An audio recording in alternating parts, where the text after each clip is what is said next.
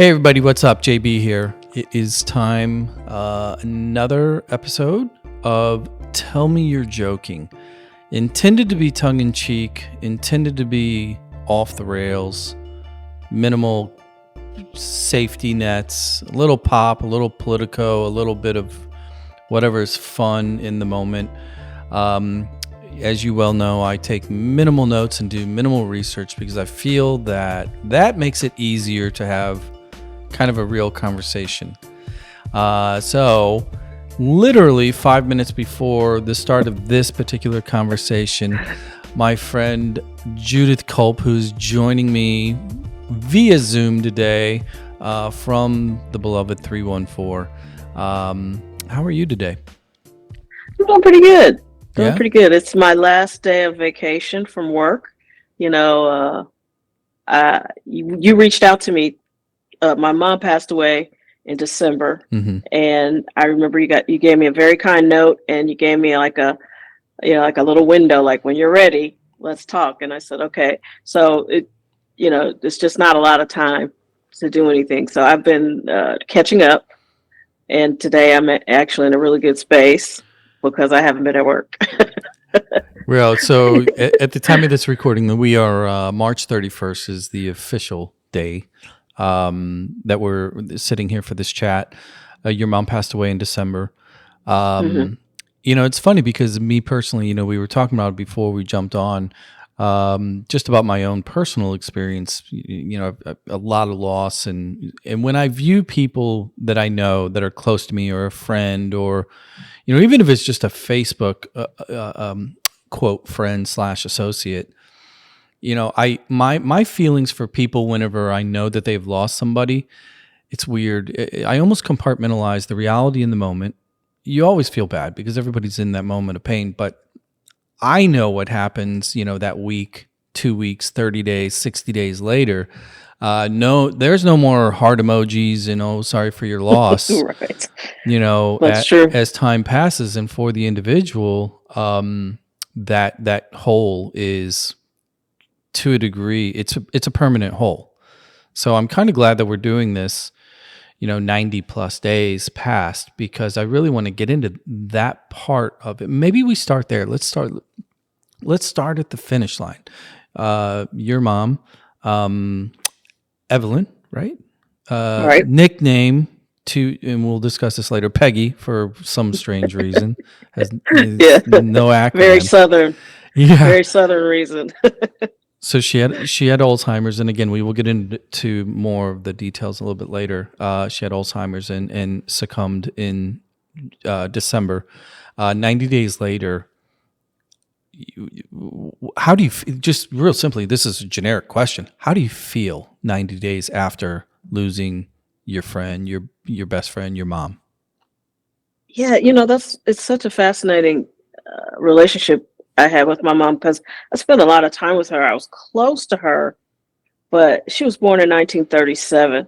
So she had some very tough ways about her. And, that's the generation that lets they're your mom, not your friend or whatever. And so while we spent a lot of time together, I never would have thought of her as like my best friend, but it turns out she was. And now I realize like, and I think I'm glad we took this amount of time too, because I don't know that I would have been able to give it justice much sooner because it's such an overwhelming thing. So when you're the caregiver, and I was the primary caregiver, it's not just you lose your mom. So that's over here. But then there's this other piece where it's like, my mom was in hospice all last year. So the adrenaline is high, the energy is high. I'm used to talking to hospice nurses and hospice aides 2 to 3 times a week. Someone's always calling, someone's always stopping by. There was a volunteer who called me once a week. So it was just this machine that you get used to. And so then when the person dies, which is also horrific, and then there's another element to the death part too. Like, when the person's at home with you, you have to do the things a hospital would do. Right. So, and I had to do all that by myself too. So that was disturbing. And then you're just sad because it's your mom, and then it's like, I don't know. I feel much better today than I did December 15th, because So that was just rough. So let me ask you, because in my own kind of recollection and experience with death, unfortunately, I've experienced in what I would call like the multiple different entries or introductions to death. And what I mean by that is, for example, my mom was the first to pass. She had had cancer. She was in her third year of treatment. They held the prognosis away from me and my siblings at the time, and Hmm. and then everything turned quickly, and she died. Not surprisingly, but it was fast. And then my dad, we had 5 months of. We were told Hmm. you have 3 to 5 months, and so we walked through that path. And then my brothers were sudden, right? So, and where I'm going with this is specifically one of the main reasons I wanted to talk to you is because of Alzheimer's, specifically, and its role in what I call the march to death. We all know we're going to die, but when you have a disease that is terminal, I wanted to talk to you about, especially the introduction of hospice. Hospice in and of itself is a term that implies it's over. Like, if we want to be Right. brutal about it, that's what it means.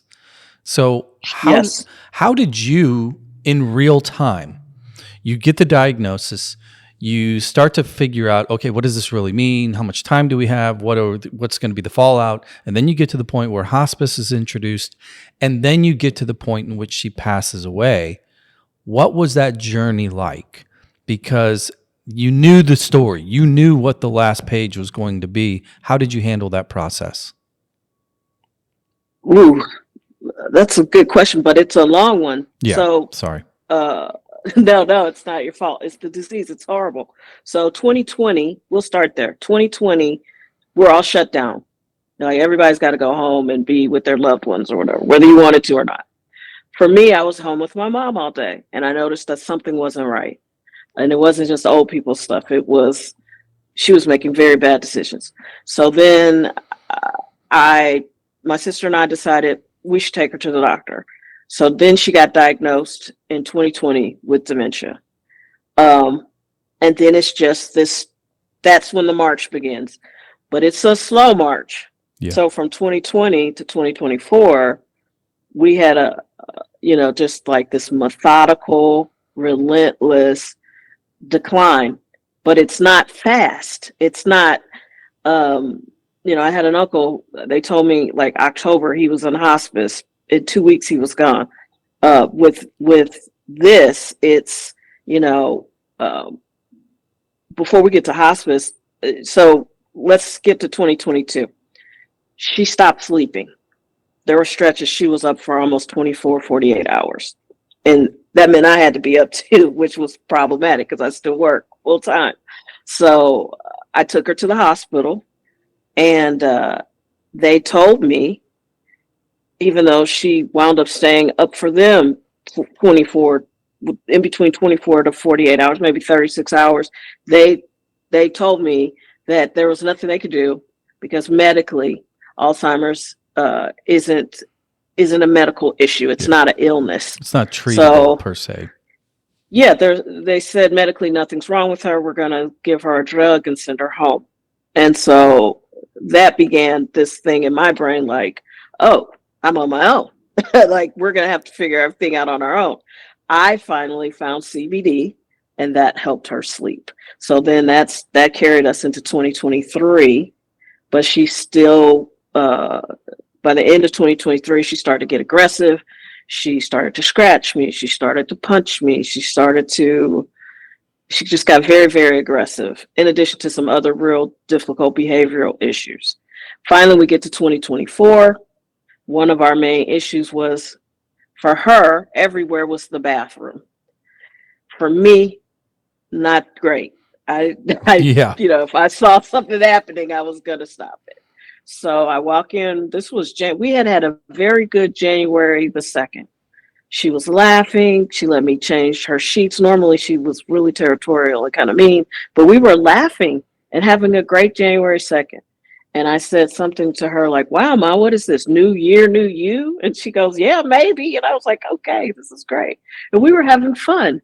And then January 3rd, I was walking in from buying some CBD, no THC in it, just the caramels. And she really loved those. And it just took her anxiety. It made it very manageable. So I never wanted to be out. I'm walking in. She's trying to go to the bathroom in the kitchen. I go to stop her. She like breaks from me, and I try to steer her towards the bathroom. She pulls her arm, she hits her head, like pow, I can still hear it. We have hardwood floors. And she turns over, and immediately it's like a Snickers bar on her head. Yeah. And I was like, ah! So I get her to the hospital. She's bleeding in her brain, and they're talking about surgery. And I'm like, I'm not putting an 86-year-old woman through brain surgery. So we opted on hospice. She recovered. Like, she got out of the hospital, she got home, the swelling went down, the bleeding stopped, and she recovered as much as you can recover at 86 with Alzheimer's. And that's how we started the journey to January 2024 to December 2024. So she was in hospice that whole year. So let me ask you a question. Because when you think of death, nobody wants their loved ones to pass away. Let me just qualify the question. However, if you had the power to choose in hindsight, would you have wanted it all to be sudden and early, or are you at peace or terms with the extra 3 or 4 years of that march to death with the disease being kind of the carrier? I'm really torn because there were nights, and this sounds horrible, but there were nights when I was like, God, she just has to go. Like, she can't be up like this. She's rooting around in her closet. She's a danger to herself. She's probably a danger to me. This can't go on. And you like pray for their death because there's no quality of life there. Right. So there's a part of me that feels incredibly terrible for even thinking that. But then, when she's like scratching me and trying to hit me in the head with the lamp and all the stuff that happens on a daily basis, because it's not just one day, it's every day. And, but I would probably, because she was so sweet at the end, at the very end, she was just a total love bug, really sweet. And I know we wouldn't have had those moments. I don't know. Part of me says fast for sure. The other part of me would go back and do it again, but with a lot more money piled up. You need more money because that way you can get more help. I think people don't realize how expensive it is. And my brother stepped up to pay for that. And I took care of everything else. But that was $4,000 a month just to have somebody for 32 hours a week. Yeah. So that's a lot. So let me ask if you you that. haven't budgeted. Oh my God, we'll get into this science / funding of this here in just a little bit. You're at over 100 days. Now, we talked about it, 90 days. December 15th was the date, so you're 3.5 months roughly. In this amount of time, because the second somebody passes away, immediately you have that hole. Less than a quarter of a year has passed. Talk a little bit about how your brain is maybe, or your heart is possibly backfilling, that hole, or, moving on, because you're telling stories they're brutal stories, and nobody wants to see their loved one go through that and become this person that is not themselves, and Right. and doing things that are, if they knew they were doing it, they would just absolutely be mortified. Right.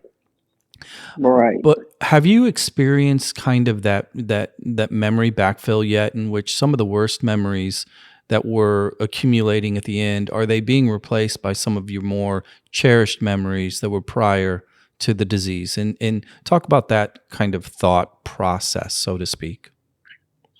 Ooh, that's a good question, or a good concept to look at, because at first, now when she first died in December, she was in an excruciating amount of pain. She had neural inflammation from head to toe, which I looked it up. Apparently, at some point, some Alzheimer's patients, they don't remember much up here, but their body remembers every injury and they become inflamed. So my mom had had knee surgery because one night I walked in and she was just touching everywhere, like I couldn't isolate her pain. And she was screaming. She just started screaming. And so for me, the end was brutal because I had to find the right amount of morphine to help manage her pain. And I have a lot of friends who are prosecutors, so I've been told to speak about this in very measured ways. But I mean, and all I can say is if you have someone at home transitioning, you got to do what the hospital would be doing for them. And I'm not a nurse, I'm not a doctor, and it really messed with me. Well, You know, isn't that a fundamental flaw though? Maybe this is where the money comes into it, interjected throughout this conversation. The decision to manage morphine by accountants and hairdressers and mechanics and teachers, at home with their loved one who is in excruciating pain, what is more brutal? The pain itself or putting the family through managing the medical process because we can't afford it? it's not modern. I kept saying, I think you might have even seen that Facebook post. I was like, this cannot be modern medicine. This isn't. It felt like clubbing somebody, over the head with like a stick or something like this, which I wouldn't want to do that. Never thought of that, but that would be preferable than stretching out morphine over 7 days and just like making sure. Eventually I got it right. Me and the hospice nurse, the hospice team, the doctor, we found the right amount to keep her from screaming in agony. But my mom held on for like 7 days. No food, no water, just sort of wasting away. And I said, if someone walked by this condo and heard a dog screaming like that, and then saw this bag of bones that was left, I would be arrested, no doubt. Yeah. And the fact that we're allowing this to happen to our loved ones is ridiculous. So that being super fresh in December was weighing very heavily on me, in addition to missing my mom. Now I'm more missing the funny stories. She said a lot of really funny things, which is also why I would vote for it to go slower than quicker, because people don't just lose all their memories immediately. Like, it's clearly something is wrong, but every once in a while she would say something hilarious. Like, one of the last movies we saw in a theater together was one of those Whitney Houston documentaries.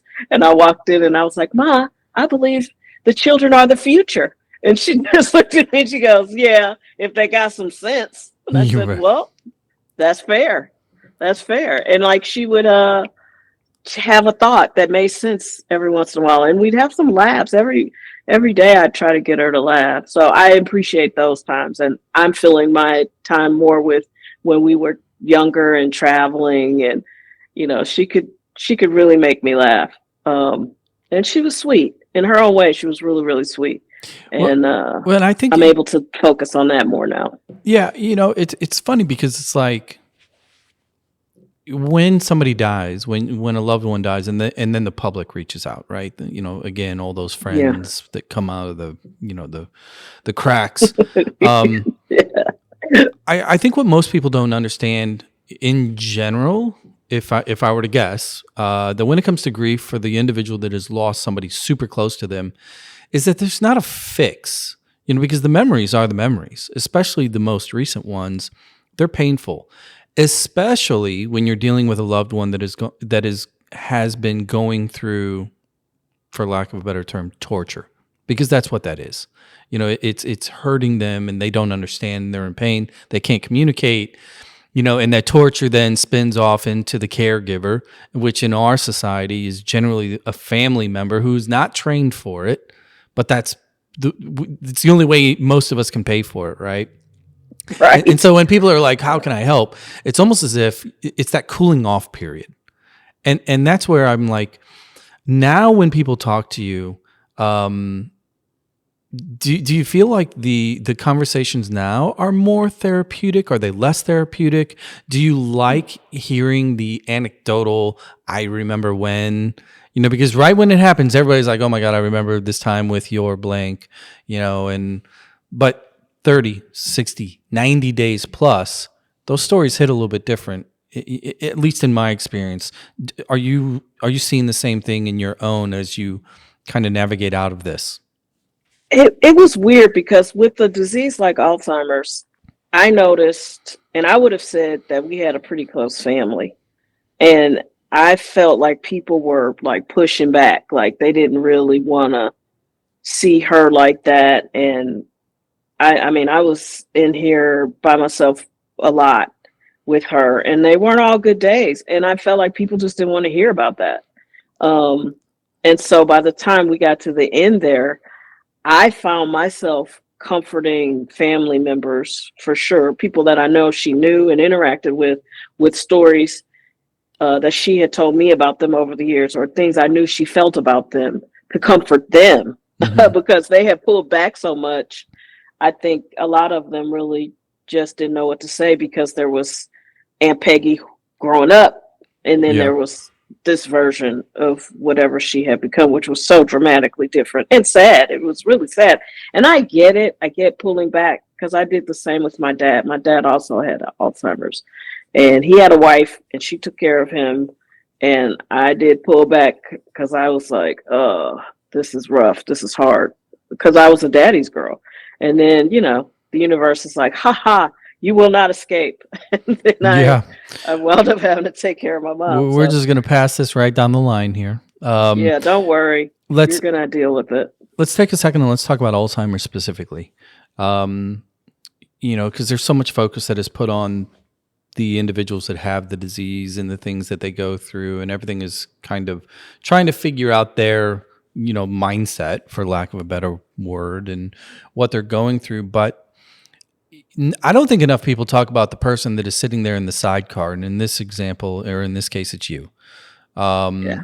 Alzheimer's is not a singular body disease. It has a Doppler effect. So as your mom was going through, the early stages into the middle and towards the end, Alzheimer's, take a second and talk about the disease as it relates to you. When you think about it, when you think of how it affected you, how would you describe that? It it really affected me in a strange way because, like I said, my mom, I wouldn't have said that we weren't enemies or anything, but I wouldn't have called her like my friend or my best friend, and I wouldn't have thought of myself as her best friend. But she gave me a lot of my triggers. Anything that upset me, all these little, because she could be really passive aggressive, and I love my mom, and I know it's like you're not supposed to criticize your mom, but her parenting technique, a lot of guilt was employed, and she would just throw anything that she could think of to get her way. And so that is on steroids when they have Alzheimer's. And it affected me because it brought back a lot of things I thought I had worked through. Like she would say something crazy mean, and I'm like, she's out of her mind. But why am I reacting? I still feel like the little kid that would react. I feel like I'm the teenager reacting when she's clearly not all there. So it was very stressful for me. I definitely suggest people do their shadow work. They get right. If you're going to do it, there's no telling what they're going to say to you. And you got to be able to look past that and still deliver high quality care. So did you experience at any point maybe like a lack of self-awareness, a lack of value when the person that gave birth to you, right, that has this disease, the first time that they don't know who you are, or the first time that they don't remember what you do, or they don't remember something about you, and and it's your mother in this case. What did that See, I had what did that feel practice. like? It feels horrible, but I had practice because my dad had it. Oh yeah, yeah. And this runs about 15 years from diagnosis to death. If the person's relatively healthy, it takes about 14 to 15 years. That's the course of it on average. And that was the length for my dad. And that's when I ducked out because I was his favorite person. And my dad had a great gift. He made everybody feel like they were his favorite person. Mm-hmm. But I think I really was. And so it really hurt. Like, it was devastating. So when it had started to happen with my mom, I don't think I saw it as fast because our relationship was more nuanced. It's one thing to be a daddy's girl. You know where you stand in that relationship. With my mom, it was just sort of like, well, she's always been kind of mean. She's always been kind of, dismissive. So whatever. But then, when you start getting into the thick of it and you're scared for them and you're worried about them and they're being mean to you, it's just devastating. It's devastating because you still have to clean them and you still have to cook for them and you still, it's rough. It's really hard. What would you say is the worst part of it if we were to kind of create a binary world as it pertains to ALZ? Is the physical manifestation, the pain, or is it that mental solitude, the loss of memory, the loss of self? Which did you maybe feel more sympathy for your mother? I felt bad for her, especially as she lost more and more of her agency. I really felt bad for her because in the beginning they know that they can't do what they used to do, but they keep fighting it. Like, and they'll yell at you. Nobody asked you to come in here. I can do it. And then when she started to realize that she was diminishing, it really made me feel bad for her. And she never wanted to depend on me, but there's a point where it's like, by the last 6 to 7 months, she was dressing like a toddler. Like, it just didn't make sense to keep putting clothes on her because we'd have to change them and change the sheets. And so she'd be wearing like Depends and a t-shirt. I bought nice t-shirts, and she'd be wearing that, or a nice pajama top, and I could tell it just bothered her. It hurt her because she was a glamour girl, and I felt bad for her. Well, look, that statement in and of itself is kind of what I have to assume that's a perfect example of where you have memories of her being a quote glamour girl, right? And at the end, you have this image of your mom, of this woman that is, wearing disease necessary or disease facilitated outfits that are Yes. that would be brutally embarrassing, because that's really kind of like, how do you get past those memories, right? Because that's the backfill, and that's the hard part. Alzheimer's as a disease. Let's take a second and talk a little bit about kind of the process more from an institutional standpoint, because this is one of those things that most people, again, they know somebody that's gone through it, or maybe they even have a family member, but they don't really understand how unprepared and how little facilitation there is within our healthcare system to deal with this. So just take a second and maybe give your own State of the Union, ALZ in America. I would say the good, bad, and the ugly, but I know the majority of it is bad and ugly. But maybe try to lead with what is the good. The good. I will say the good is that the people who want to help, who are in healthcare, whether it's a caregiver you hire or a nursing staff, like the people who want to help are very empathetic and very good. Hospital systems, they don't have much for it, so you're not going to be in there unless we spend way more time in there for the head injury than the not sleeping. And they're going to get overwhelmed because a lot of them are young nurses and they didn't know what to do. But the ones that were good were very good. Hospice staff, there's a lot of ground with Alzheimer's before you get to hospice, though. But once you get there, they are fantastic. I have nothing bad to say about my hospice team. They were amazing. And the doctors are very responsive at that point, because hospice, like you said, means the end. So people who do that work are used to the end. So that even if it takes 9, 10, 12 months, or 2 years or however long it takes, um, they're they're very good at helping you.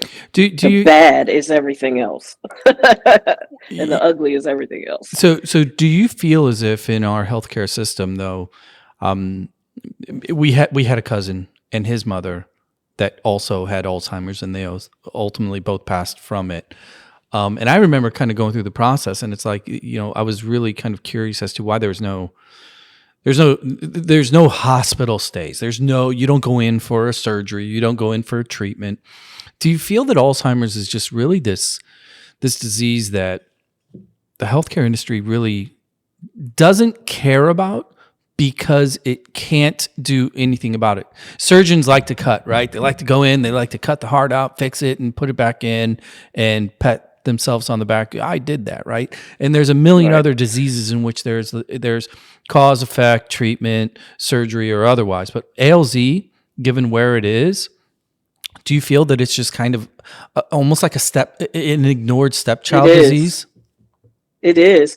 I feel like uh, I feel like because there's no pharmaceutical fix, and because no one's done any research on the brain to this extent, they don't consider it something that a hospital can help you with.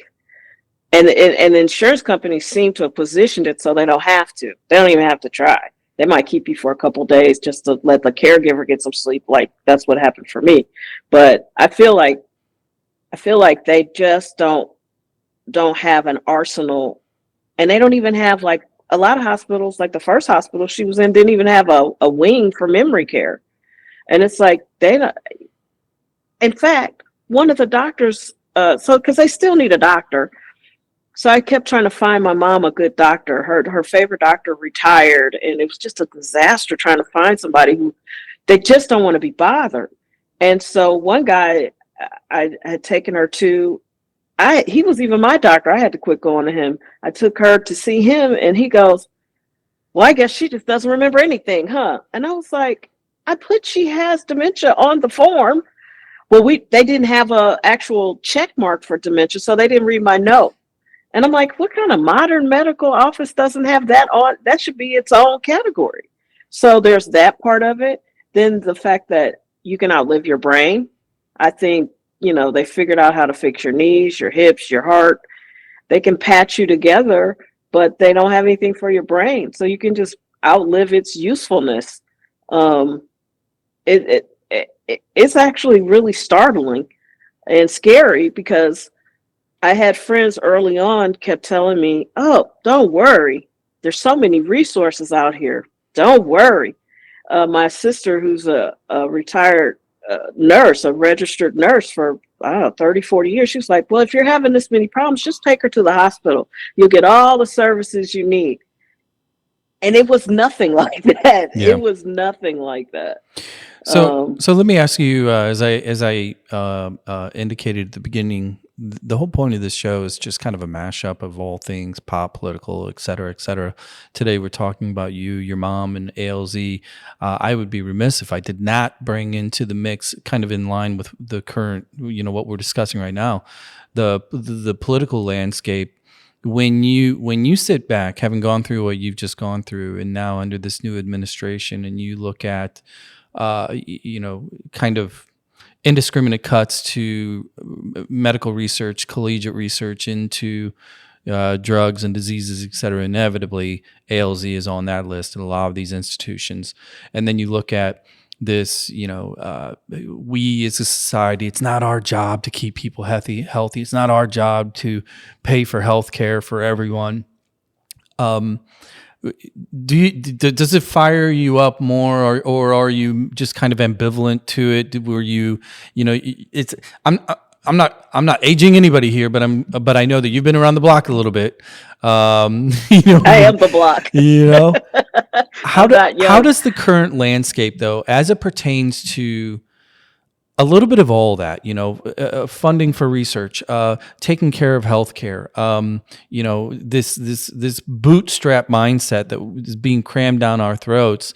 How does that play with you, given that there are no bootstraps when you're in a situation like you were in with your mother and this disease? Well, I just said I'm not young, but I'm also not super old. I'm in the sweet spot. You know, I'm in my mid 50s, so I've seen all the movies. I know how they end, and I'm good with that. You know, so but because you can't trick me, so I don't fall for any of these headlines. Listen, people want to blame Trump, you know, and he's going to be to blame for a lot of things, but Medicaid, you can't get it now. Like it's so hard to get. Right. I don't. You can just tell people want to be mad about some of these issues because they haven't really had to deal with them. People have no idea what Medicare and Medicaid covers. Medicare, you still have to have supplemental insurance for your parent or your retiree because Medicare doesn't cover that much. And if it's a long-term stay, they aren't touching it. The only thing Medicare really came in to the mix for us was hospice. And then Medicaid is a just in Missouri to immediately qualify, you have to only make $750 a month as a single person. That's like homeless money. My parents had jobs, you know, like how that so my mom wasn't hauling in the big bucks, but she was making well over that. Yeah. And so then, you know, that's at the first hospital, that's the conversation. And I had to make that lady square up with me because I was like, look, you know, and she goes, can we talk off the record? And I was like, yeah. And she's like, it's messed up. And I was like, I know. Just talk to me for real. Quit trying to play these games with me. I know that it's messed up. Just tell me what I really want to hear instead of this hospital nonsense. And so, yeah, the political climate is not ideal. Don't get me wrong. But I don't get fired up about it because it's like when you go to war and actually you've been in war, to come back and talk to somebody who's just protesting the war, it's like completely different experiences. You know what I mean? I mean, you're preaching to the choir here. Like, I'm often asked about, you know, the things that trigger me because I do like to take, you know, not a stand, but I like to put opinions out there and try to spur conversations. But if I were to pick one flag to stick in the dirt and say, okay, this is the battle, it's healthcare. Because everything else to me is like, to a degree, somewhat manageable by human choice. And not that sick people or people that are, you know, morbidly obese and all these other things or smoking, et cetera. Those are a lot of that is human choice. But this is a perfect example of your mom, Peggy, nicknamed Peggy, ALZ was not on her bingo card, right? It's not like, yeah, I can't wait for, you know, A1. No. And I just like, it just blows my mind because we don't care. And I know enough about healthcare in Europe, you know, frankly, because my cousin who had it, he was well off.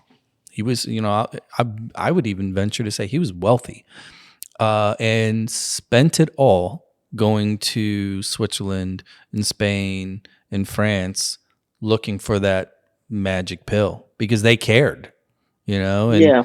and it's just so disheartening, you know, because it's like everybody likes to go run in a 5K, but 5Ks don't fix this. Right. No offense to 5Ks. Sorry, 5Ks. No offense to 5Ks, but you're right. And I think people are completely naive about, you know, most of these issues and ailments because healthcare right now really is very profit driven. And every good doctor got driven out by COVID. They got tired, they got exhausted. The good ones, they call you back, they take their notes, they take you seriously. They all mostly left their practices. I just found a good doctor last year and he left his practice because it's demanding. Everything's for profit and they can feel it. They charge you extra. They want you to come back for extra tests. And you can feel that that's what they're doing. That's part of being old enough to know how everything ends. I'm like, I'm not coming back in a month. I'm going to be back in 3 months. You can't tell anything in a month. No. I mean, it's like the ROI on cancer, right? You know, if you have somebody that has cancer for 2, 3, 4, 5 years plus, right? That's a long time of maintenance. That's a lot of pills that are there to keep things at bay, right? Yeah. And if there was a singular dose that was a cure, well, that's not as profitable. There's no way it's as profitable. Right. Right. And I don't see how, well, for me, there's a very strong connection between big food and Alzheimer's. Many doctors that I follow call it diabetes type 3. And I know why. Because there was one stretch in 2017 before I took her to a neurologist. My mom's memory got completely wiped out after a 2-week trip in Boston, where she carved it up and ice creamed it up and had sugar at every turn. And we got home and she was just like, "Eh." So I detoxed her and got some of that back. And I was like, oh, sugar really messes with her brain. So we went sugar free. And so I know to do that. There are several doctors that know to do that. Why is that not being taught? You know, So why do I have to come up with the solutions? So let's stay in this murky swamp called America 25. When you start to talk about that, immediately I'm just having these visions of RFK Jr., and no red dye and all this other stuff. And I want to get rid of vaxes and all. We're going to make, what do they call it? Maha, right? Maha. Oh my God. But I'm to a tired of the point, logos. right? I'm mad because I didn't get the T-shirt first. But but in regards to kind of like, looking at the current landscape, but then acknowledging the obvious in your own lived experience. She's been in Jerry's for 7 days straight because she's on vacation and she comes home. And you kind of detox out of that back into hopefully some fruits and vegetables, etc. Where's the role in the government to address that, in your opinion? I don't know, because as long as I've been alive, the government hasn't really been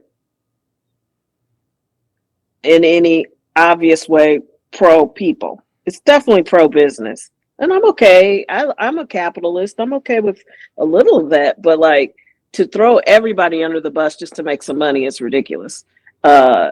You can feel they don't care about us. So I don't know that the government has a role in that. It would be nice if they knew something caused cancer, if they knew sugar was this bad for us. I think a government exists to mitigate those risks. But since they've decided to be like, who cares? Because we don't care at all. And to be clear, I'm not in favor of either party. I have worked with enough politicians to know that I don't care for any of them. I don't think any politician is going to tell us the truth. So, I think both parties are super corrupt. I think they both get lobbied pretty hard, and they take those checks and they just turn their heads and look the other way. So I don't believe that's going to be the domain of governments. I don't think we can count on mainstream media, but we can count on this kind of media, and we can count on YouTube, and we can count on independent journalists everywhere to get this information out there. And I think enough people, when you're faced with the idea of losing your feet or forgetting your whole life, or when something health-wise really hits you and makes you have to change, I think more and more people will be open to this kind of dialogue, because it's obvious. It's obvious food is killing us, and it's the quality of the food. Yeah, it's terrible. Okay, so let me ask you a sidebar. I feel like I'm off the rails. No. That's the whole point. I think it's connected. I put that disclaimer out early on. There are no guardrails, so it's all good. We can go in any direction we need to and or want to go. Which I want to get your take on this, because it's becoming legal in some countries. It's becoming more prevalent in conversations in a number of others, and it's extremely taboo here, and that is euthanasia from a human level. And for those of you listening, if you don't know, it's real simple. You choose, or the people around you choose with you to end it. Let me just leave that open-ended. When you hear euthanasia, and given what you've been through, what do you think? Where does that fall in your moral compass? Oh, well, I have to say, when I was doing the morphine, if we knew the end result was going to be what it was on Sunday, the 15th, why couldn't we? Why isn't there some like master dosage or something on Monday when we know it's over? And I can give that to her. Um, I don't, for obvious reasons, especially in my career, I'm not advocating going out and harming people or asking people to harm themselves, but you know, a lot of people won't be able to endure what I endured. That was horrible. That was the worst part of all of it, of a year of really intense. She had a lot of health issues last year. Uh, she had a bleeding ulcer. Like I said, she fell and hit her head. She fell again. She had constant health issues. And I'm not suggesting that she come out of the hospital and we give her a pill. But when we know it's at the end, why would we wait a whole week? Like I should have left the room. But when the final hospice nurse visit happened, I stayed in the room and she pulled the covers back after a week of no food and water. Yeah. I mean, I almost passed out. Like I'd never seen anything like that in person. You could see every bone. She was completely dehydrated. She looked emaciated. I was like, this is horrible. Why? And it wasn't the nurse's fault. It was my fault. I should have walked out. But that's my point. Like if somebody saw this and that was a dog, I'd go to jail. So it's like, yeah, I'm all for a pill or a process or something, especially with that advanced degree of a disease like Alzheimer's. I, I don't see the harm in that. There's no quality of life. We knew on Monday that this was the beginning of the end. I'm giving her round the clock. I think it was every hour uh, for 7 days, morphine and lorazepam. Yeah. And that was the order because she started having seizures. I mean, people shouldn't have to see that at their house. And I know everybody thinks they're going to just be able to send them to the hospital or send them to the hospice house, but the hospice house was full. And with all of these baby boomers getting ready to clog up the system even more, It's going to get way worse. you're going to be doing this at your house. And I'm a very strong person. I'm a very spiritual person. And we spent many hours that week praying to God. I asked everybody I could think of to come and get her, like, please transport your daughter, your sister, your wife home, because it was just really difficult and challenging and brutal to watch, and I didn't get any sleep. Isn't it frustrating when you zoom out? Again, I'm going to bring in kind of the law / government into the mix in corporate America, because most life insurance policies have a suicide exclusion clause in them, right? Right.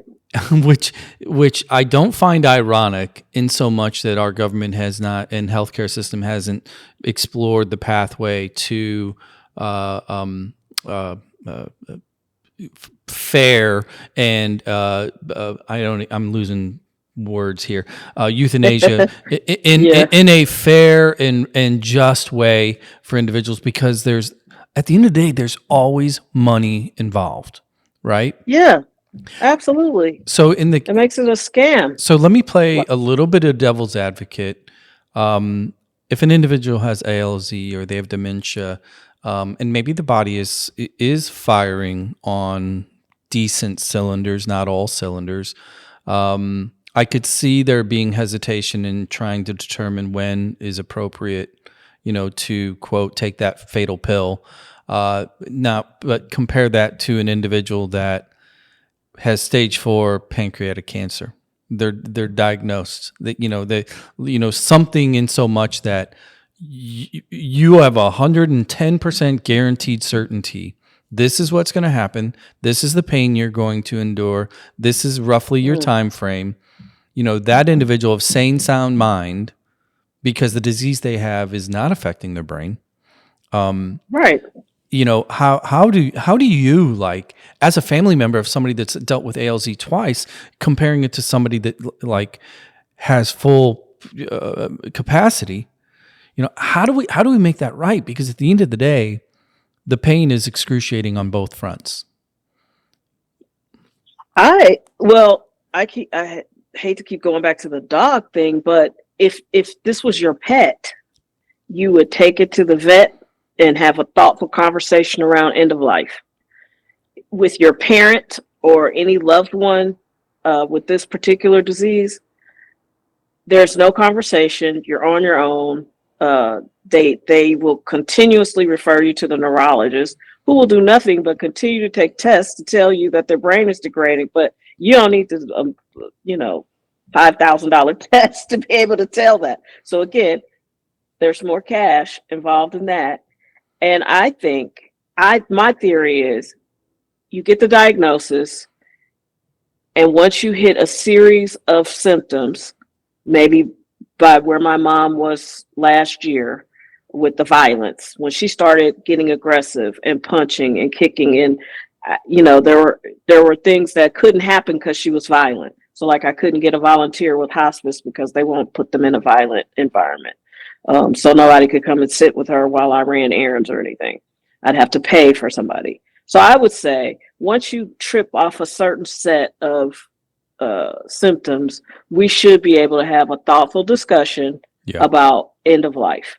And I'm not saying that includes, like here's a black pill, take it. But it should be a thoughtful conversation. Yeah. And, let's figure out what the best way is to end this. How are we going to end this? What are we looking at?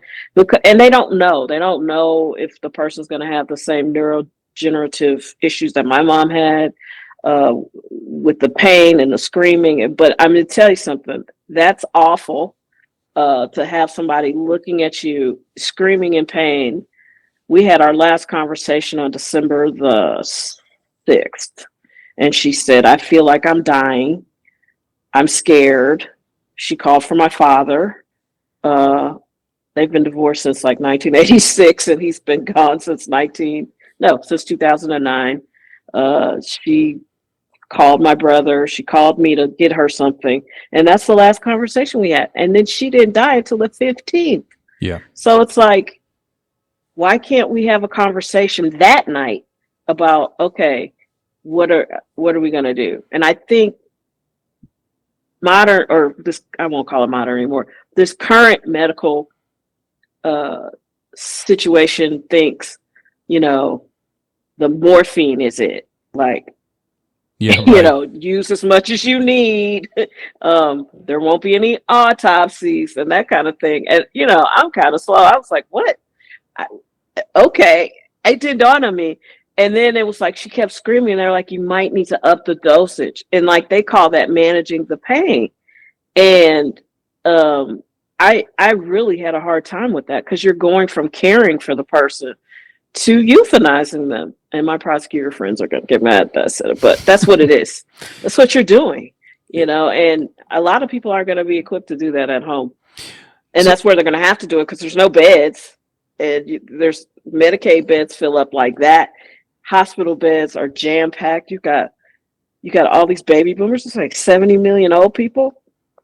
In a couple of years, it'll be 70 million people over 65.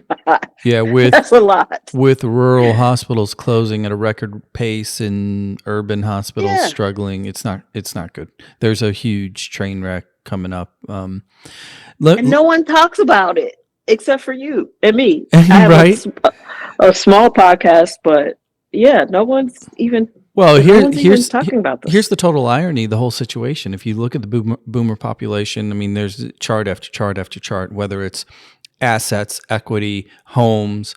Take a look at Congress, right? Something like 72% of Congress is, boomers or above. They are the block that is kind of calling the shots, even though, fellow Gen Xers like us were really the front end of innovation, the tip of tech. Millennials and Gen Z are doing their part. But the boomers are the ones that are kind of like in denial. And their denialism is what has created, in my opinion, this landscape that we are in, where we do have a broken healthcare system. We do have a lack of houses. We do have a complete lack of senior care, which is going to be what they need. Yes. And they all have So true. 3,500, 4,000 square foot walkout ranches with 5 bedrooms in the event the kids might come over. Like it And does. they do all of that insider trading. Oh my You God. can't tell me that's not insider trading. You sit on committees and then you Yeah. enable somebody with that knowledge you have to go buy a stock portfolio for you. Come on, I'd be in jail. Yeah, because not all of us can create a crypto meme coin and sell it to the North Korean government. Um, He's special. Did I say that out? I said that out loud. Let me let's take a second and just get to maybe tips and tricks, right? Almost like a home improvement show. For you, the newfound family that has a family member with ALZ, tips and tricks from Judith. Where do you start? What would you tell them kind of in preparation, post-diagnosis or immediately following? What are some of the things that they need to look out for, one, for their loved one, for the quote patient, and what would be the number one thing that they need to focus on or tend to for themselves? There's so many things. JB, you ask good questions. I think the first tip that I would give anybody is, and I do this, unfortunately, I'm that person now, like, hey, if you're thinking about this, you should do this. They really need to, especially if your parents refuse to talk about it, you really need to get in there. You need to get in their houses. You need to see what's going on. For me, when I got back from, I think I met you after this, but I had been living in Ohio, and I got back and my mom's house had these giant bugs in it. We've never had bugs. My mom is like crazy about cleaning. Like, she used to drive me nuts. She would throw all your stuff out and clean. And so it was just these bugs. And I was like, Mom, what's with the bugs? And she was like, I can't afford an exterminator. And I was like, Ma, you got every Barack Obama book ever written. You can get an exterminator. We need to get this under control. They're huge. And I wound up paying for the exterminator, and I wound up getting it clean. And so that, now that I look back, was the beginning of like some weird personality changes. That was completely nothing that would have ever happened before. Mm-hmm. And so I would say, if you're not a person that lives near your parents, or you don't go in their house, they're always coming to see you, get into their homes and see what's going on, because that'll tell you a lot. If things need to be repaired, if it's not as clean as it used to be, if they've neglected like the gutters and it's damaging the inside of the house, things like that. I would definitely start there. And then if they don't want to talk about it, which most of them don't, I would try to get them to tell me where their important papers are. Now that I've had to meet with a probate attorney, I definitely would suggest getting the will and getting your name and beneficiary information on everything that you possibly can, because, like I said, I spent the last 3 months trying to get in contact with the federal government for my mom, because she worked for them, and they're not answering. Elon has scared everybody off, but they are working. So I found the right forms, and when I submitted the forms that I found on my own, that triggered the life insurance process. But waiting for them to pick up the phone and tell you the right thing isn't going to happen. So I would get all of those kinds of things squared away as soon as possible. Okay, now let's get a little selfish though, because inevitably ALZ is not confined to the patient. It affects everybody involved, especially those that are the family members that are doing the caregiving. Tips and tricks. You went through it for 4+ years, 5 years roughly. You did it with your dad for 15. Kind of in a different manner. Yeah, hands off though. Yeah, I was a caregiver for my mom. So it's a different thing. As a caregiver or an expected caregiver, what would you tell somebody, like, things that you need to either prepare for, or maybe things that you need to be selfish about, self-care? What would be the tip for an individual about to enter into this chaos? My first tip is something I should have done sooner, which is ask for help and ask if they can't physically come over and help you, can they hire someone or pitch in or find a way to contribute to help? Because after the diagnosis, I didn't ask for help until 2022. That's 2 years, and she was declining, and not as bad as, of course, as last year, but there was decline there, and it was requiring so much more of me, and I'm still working full time. So it was like, this is a lot. So I would say self-care would be ask for help. Don't think you're being weak or you don't want to impose on anybody. And if somebody can pay for help, ask them to do that, because you're going to need it, because this is a marathon of a disease. It's not a sprint at all. And when I look back, it would probably be 7 years of really more intensive care every year. So from about 2017 to 2024, each year brought on a different set of tasks. So self-care for me meant a lot of praying. I'm a prayer. So I prayed, I meditated, and I fought to get good sleep. So I had to adjust my life to get a few hours of sleep every night, because I knew she would be up. So I started going to sleep at like 7 o'clock. You were, I know what you were really doing. You were over there poaching those edibles. Like, all right, Mom, you're not the only one here. I did take a few, and I don't do the THC ones because I don't like drugs. I'm not corny or anything. I just don't like drugs. I've made a lot of, I feel like I've made my bones with my brain, so I don't want to mess with my brain. But man, it does help with anxiety. Yeah. It helps. It takes that edge off, and it helped her a ton. So yeah, I did take a couple, but it was so expensive because it's not covered by insurance. Why would it be covered by insurance? Because it'd be helpful. So yeah, but I would do that, and let your friends take you out to dinner or go to brunch or hire some help for the night or something. Just get out.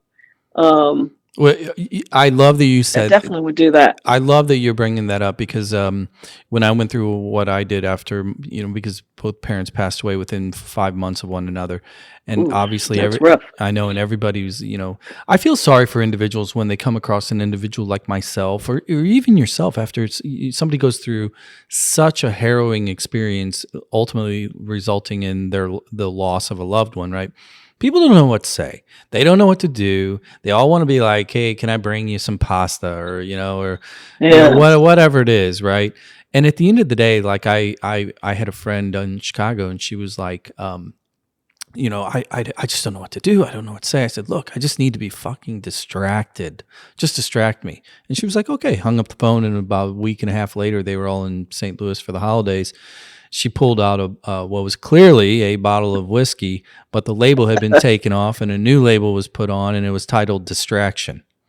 Oh, and I thought it was clever. and I'm not telling people to go drink yourself, out of sorrow. That's not what I'm saying. That's sweet, though. But for individuals that are wondering, what can I do? How can I help? Half the time, people like us, don't bring. I told one person one time, don't bring me food. If you bring me food, or if you bring me a dish, here's what I said: if you bring me the lasagna, then I get to put it in the oven. I get to wait for it to cook, and then my brain is going to go back to where it was. If you bring me the lasagna ingredients, it will force me to do, to not think about what I'm going through. So to your point, like, just come distract us, take us to the pub. Yeah, let's just go have some fun. Yeah. And have some laughs. I think, and because for me, the way that disease works, you're just so busy all the time, and you just are giving more and more of yourself to it. I think, I made a point last year to go to Vegas for my birthday. It was a big birthday, 55. So I was like, I'm going to go out of town. And shockingly, they all traveled to, like, meet me there and help me have this great birthday. My sister came to stay with my mom.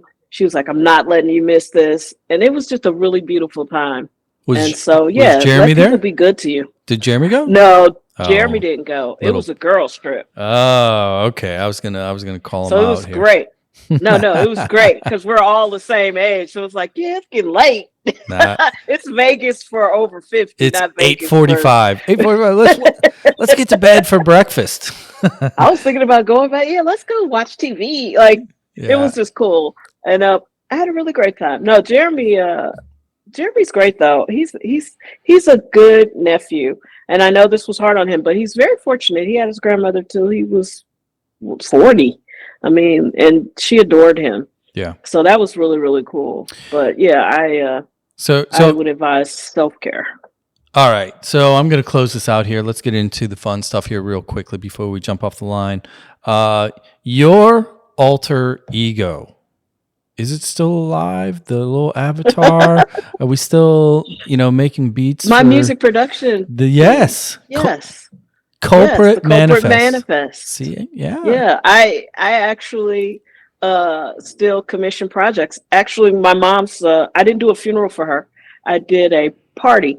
Yeah. And Jeremy, one of Jeremy's buddies who did an event with him at your old place at the studio. Yeah. I walked up to him and I got a chance to finally tell him how much I loved some of his verses. I love creating things, and I have concepts and ideas, and then I commission them to happen. That's really what it boils down to. And occasionally I might get on there and try to make up a few beats, but most of the time I really just have concepts. Jeremy's very talented. I hope he finds himself making another project. It was always truthfully, Fame Machine is still very, very relevant. It's probably more relevant now than it was then. I was there too early. I was literally looking at it earlier today in kind of preparation. It was one of the most fun projects that we've ever been a part of because it was like so outside of the box, and then it really was this odd couple of individuals coming like Oh no! I mean, let's frame this. There's you, and then there's the nephew, coming into to rap, and then here's this white middle-aged guy